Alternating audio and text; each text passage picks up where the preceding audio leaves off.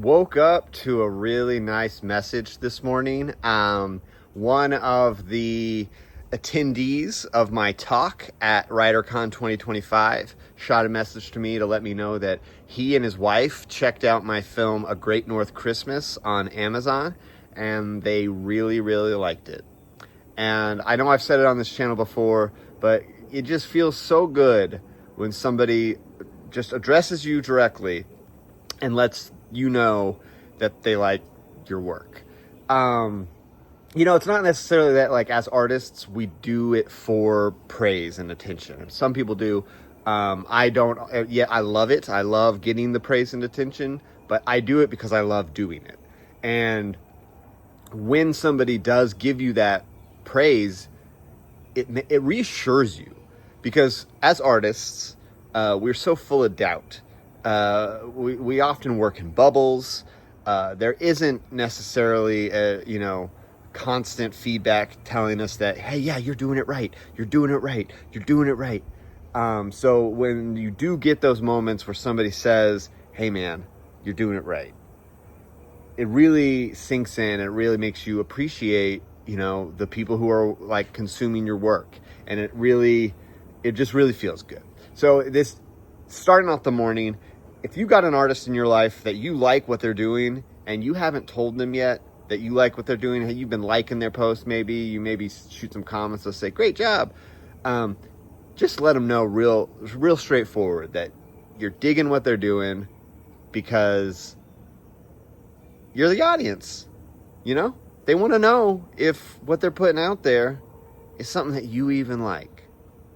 And that's all. But a good way to start the morning, just being complimented. And getting right into that booth stuff, guys. So yesterday, I didn't film because it was Sunday, but a lot did happen. I went and picked up quite a bit of stuff for my buddy Chad at Higgity Time Finds.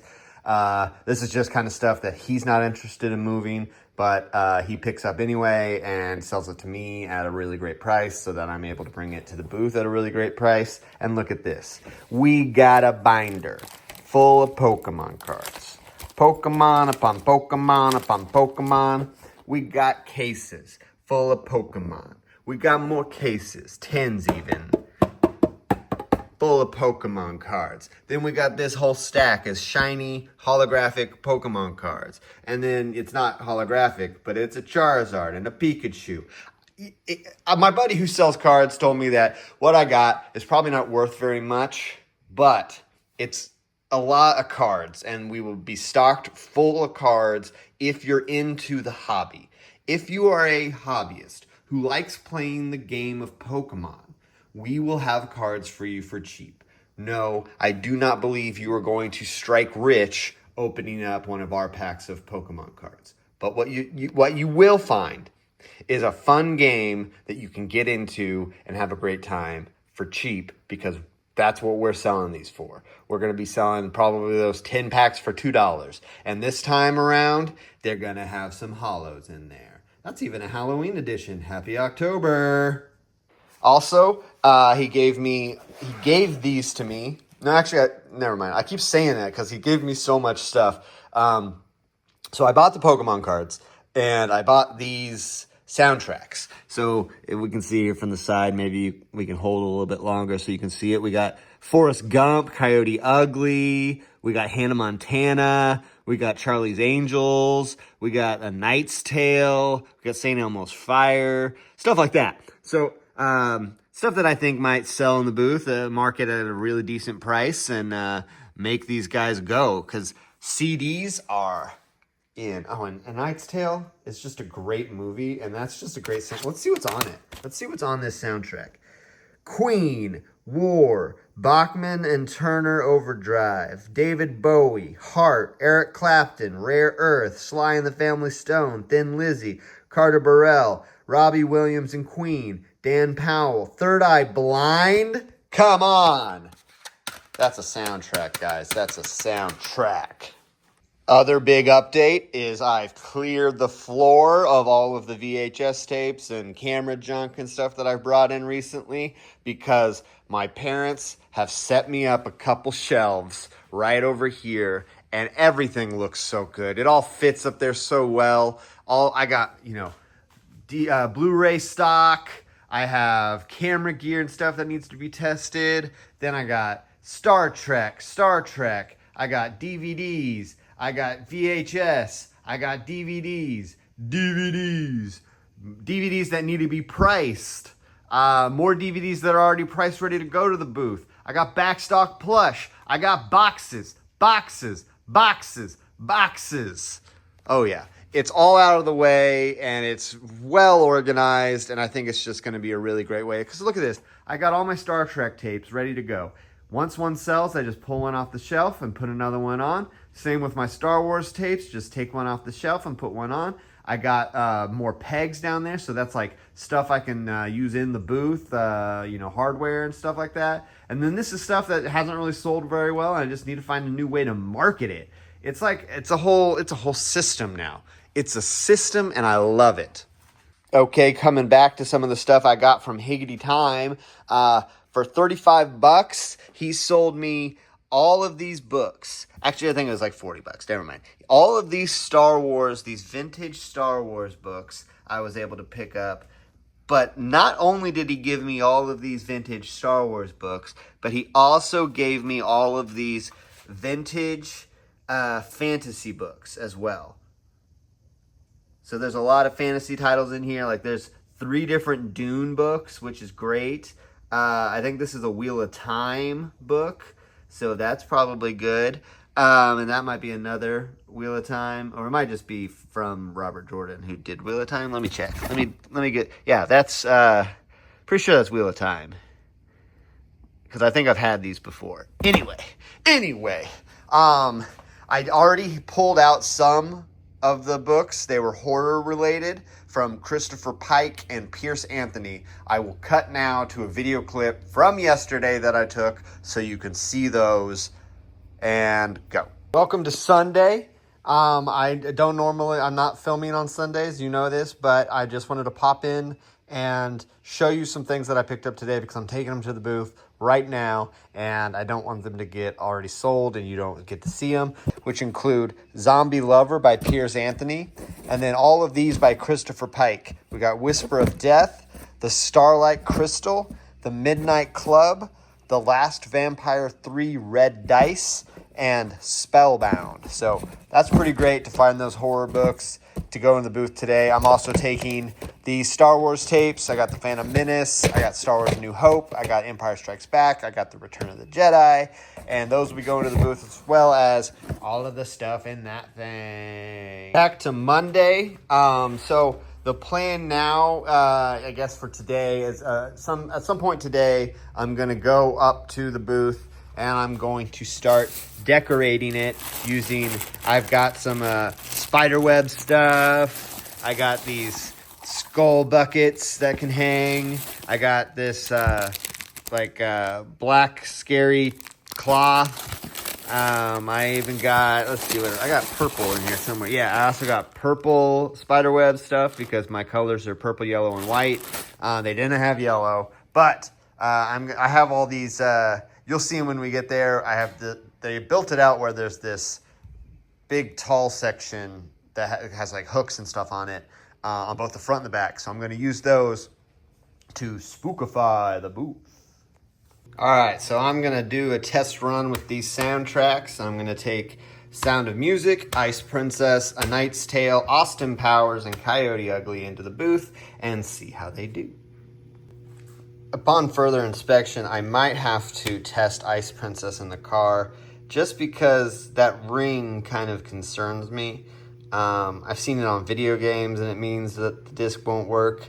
So I'm not really sure if it just means that this is the only place where there's data and this is just dead space.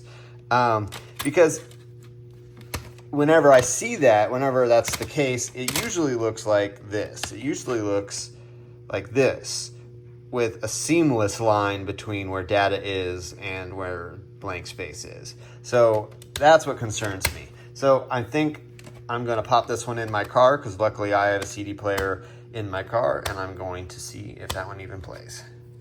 And if it doesn't, I'm gonna bring Austin Powers, The Spy Who Shagged Me, just in case to replace it. All right, so turn off. Looks like that's okay. That disc is just fine. It actually doesn't look that bad in this light as it did in the other light. But Ice Princess is good to go. We are here at Family Treasures Antique Mall, ready to put some spooky stuff in the booth.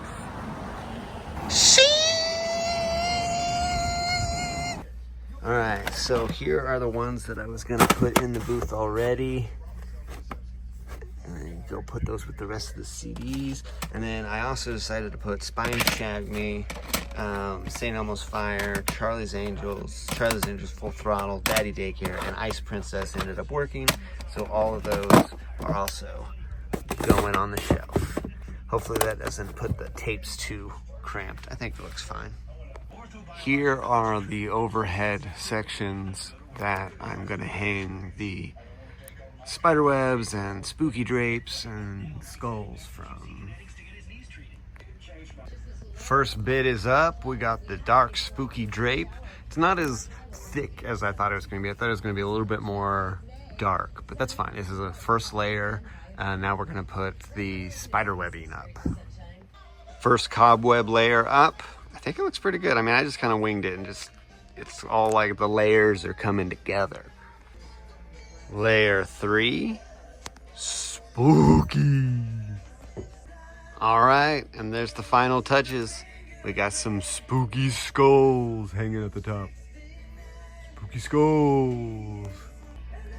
We also got the spiders crawling through the webs. The booth is infested with spiders. We're also infested with Spider-Man. This is one of those disappointing things. That guy right there. He went missing a couple weeks ago. I thought he was sold, and here he is again. Showed back up at my booth, going, hey dudes, what's up? Remember what I was saying about Connect Adventures? See, look at this. There's 2 copies right here, and it's ridiculous. $3? What's this one? $3? Oh my gosh. Like, I am so lucky. I am so unbelievably lucky I got mine for free.